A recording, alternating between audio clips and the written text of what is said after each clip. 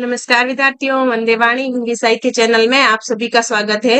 विद्यार्थियों, हमारे टॉपिक चल रहा था बिहारी रत्नाकर, जो हमारे स्कूल व्याख्याता और वरिष्ठ अध्यापक भर्ती परीक्षा दोनों में जो है कॉमन है।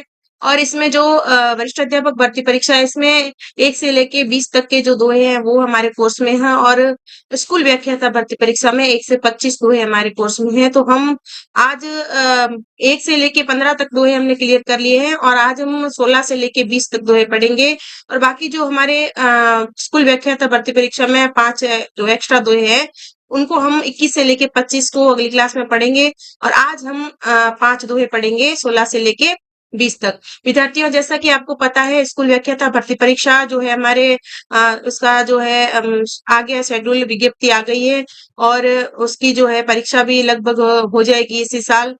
इसी साल नहीं तो आप समझ लो जून जुलाई में लगभग हो जाएगी। तो हम उस हिसाब से कोर्स करवाने की कोशिश करेंगे आपको, और हम ये पूरा जो है सिलेबस कवर करते हुए आगे चलेंगे। और आज हम 16 से लेके जो 20 तक हमारे बिहारी के दोहे हैं उनको पढ़ेंगे।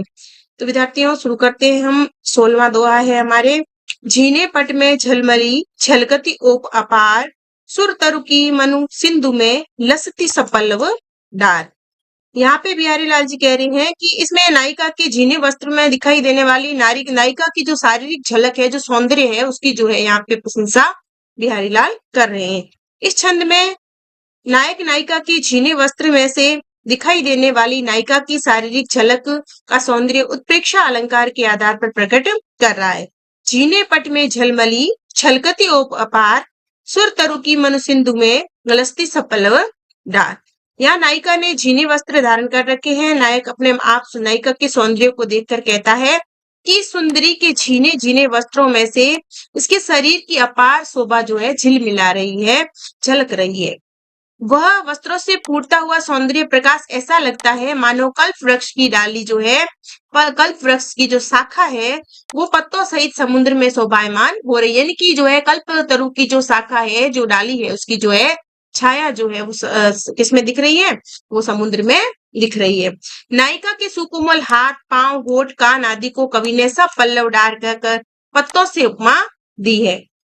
तो यहाँ पे उत्प्रेक्षा अलंकार के माध्यम से यहाँ यूं कह रहे हैं कि मानो जो नायिका का जो पूरा शरीर है वो कल्प वृक्ष की भांति है, और उसके जो हाथ, पांव, ओठ, कान, यानी कि उनके जो शारीरिक अंग है वो मानो कल्पतरु की शाखाओं के समान, उसके पत्तों के समान लग रही है। और समुद्र में जो उसकी आभा है वो ऐसे लग रही है मानो कल्पतरु की जो शाखा है, उसके जो पत्ते हैं, पल्लव है, वो झलक रही हैं उस समुद्र के पानी में। उसी प्रकार नायिका का जो सौंदर्य है, वो उसकी परछाई है, वो ऐसी झलक रही है। अगला हमारा दोहा है। डारे ठोडी गाड़ गही नैन बटोई मारी, चिलक चौंद में रूप ठग हासी फांसी डारी।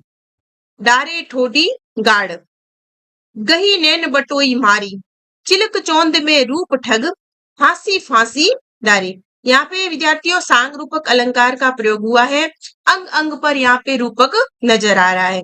यहाँ पे देखो, डारे ठोडी गाड़, गाड़ यानी कि गड्ढा, ठुड्डी रूपी जो गड्ढा है, गही नैन बटोई, जो नैन रूपी जो राहगीर है, जो बटोई है, उसको जो है ठुड्डी रूपी गड्ढे में मारी, यानी कि मारकर जो है चिलक चौंद में रूप ठग, रूप के जो सौंदर्य जो ऐसा लग रहा है कि उसको जो नैन बटोई है उसको उसने ठग लिया है, और हंस हंस के जो है उसके गले में फांसी डाल दी है। यानी कि यहाँ पे नायक ने अपने नेत्रों से नायिका के समस्त अंगों के सौंदर्य को देखा। उसकी दृष्टि मोहित होकर ठुड्डी के गड्ढे में पड़ गई। उस गड्ढे में शोभा की अधिकता के कारण नेत्र वहां से हटते ही नहीं। अपने नेत्रों की यह अवस्था देखकर नायक नायिका की शोभा का वर्णन करता हुआ कहता है कि नायिका का सौंदर्य ठग के समान है। जो नैन रूपी जो है ठग, नैन रूपी जो राहगीर है, उसको क्या कर दिया है? गड्ढे में डाल दिया है। जो अपने प्रकाश की चकाचौंध से मेरे नैन रूपी पथिकों को घेरे हुए है, इस सौंदर्य रूपी ठग ने अपनी हंसी के फंदे से उलझाकर मेरे नेत्र रूपी पथिकों को मार दिया है, और मार कर ठुड्डी रूपी जो गड्ढा है उसमें डाल दिया है। अर्थात ठुड्डी के सौंदर्य में मोहित नेत्र उसी को देखने के लिए टकटकी लगाए हुए है। यहाँ पे जो है रूपकों की भरमार है। यहाँ पे प्रत्येक अंग पर रूपक अलंकार को आरोप किया गया, इसलिए यहाँ पे सांग रूपक अलंकार है। यहाँ पे सौंदर्य रूपी ठग है और नैन रूपी बटोई है और ठुड्डी रूपी गड्ढा है और हंसी रूपी फांसी है जो राहगीर को जो है फंसा के उसको जाल में फंसा के उसको मार के ठुड्डी रूपी गड्ढे में डाल दिया है। छायावादी कवि सुमित्रा नंदन पंत ने भी अपनी एक कविता में मुख पर पड़े ऐसे गड्ढे के सौंदर्य के आकर्षण को इस प्रकार व्यक्त किया है। हम इसको भी पढ़ लेते हैं कि इन गड्ढों में रूप के आवर्त से घूम फिर कर नाव से किसके नयन है नहीं डूबे भटक कर अटक कर भार से दब कर तरुण सौंदर्य के। यहाँ पंत ने नेत्रों का नाव बनाकर गड्ढों के भंवर में सौंदर्य के बोझ से डूबता हुआ बताया है। यानी कि ये जो है बिहारी से मिलता जुलता दोहा पंत जी ने भी लिखा है। अगला दुआ है हमारे, कीने हो कोरिक जतन अब कही काढ़े कोनू जो मन मोहन रूप मिली पानी में को लोनू। ये भी आपके वेरी इंपॉर्टेंट दुआ है कि कीने हो कोरिक। कोरिक का मतलब यहाँ कोटि के, यानी कि मैंने करोड़ों जो है जतन कर लिए, उपाय कर लिए हैं, अब कहीं काटे को नहीं, अब इनको कौन जो है इससे बाहर निकाल सकते, काटना यानी कि बाहर निकालना। वो मन मोहन रूप मिली पानी में को लून, और जो मेरा मन है वो मोहन के रूप में इस प्रकार मिल गया है जिस प्रकार पानी में नमक मिल जाता है। तो विद्यार्थियों यहाँ पे दृष्टांत अलंकार है। जब सखी ने नायक की सौंदर्य की प्रशंसा की और नाना प्रकार की प्रेम की शिक्षा दी, तब नायिका कहती है कि अब मेरा मन मोहन के सौंदर्य में घुल मिल गया है और जो किसी भी प्रकार से अलगाया नहीं जा सकता, यानी कि अलग नहीं किया जा सकता। तो व्यर्थी मुझे शिक्षा दे रही है। नायिका कहती है कि मेरा मन पूरी तरह प्रिय के मोहित कर लेने वाले सौंदर्य रूप में उसी प्रकार मिल गया है जिस प्रकार पानी में नमक घुल मिल जाता है। पानी में घुले हुए नमक को करोड़ों यत्न करने पर भी नहीं निकाला जा सकता, उसी प्रकार मोहन के लावण्य रूप में मेरा मन मिल गया। यहाँ पे देखो, नमक का और पानी का दृष्टांत देके, उसका उदाहरण देके नायिका जो है अपने नायक के रूप सौंदर्य में नमक की भांति मिल जाने का जो है कह रही है कि मेरा भी जो है मन उसी प्रकार नायक के सौंदर्य में मिल गया है जिस प्रकार पानी में जो है पानी में नमक मिल जाता है। अब उसे कौन निकाल सकता है, अर्थात मैं प्रिय के आकर्षक सौंदर्य पर रीझ कर उसे अपना हृदय पूरी तरह समर्पित कर चुकी हूँ। अब संसार की कोई भी शक्ति मुझे प्रिय के प्रति प्रेम भाव से विरक्त नहीं कर सकती। अगला हमारा जो दोहा है वो है, लाग्यो सुमुन है सफलू आतप रोसु निवारी वारी वारी आपनी सींची सह्यता वारी। यहाँ पे देखो, वारी वारी वारी 3 बार आया है। यहाँ पे विद्यार्थियों श्लेष अलंकार है।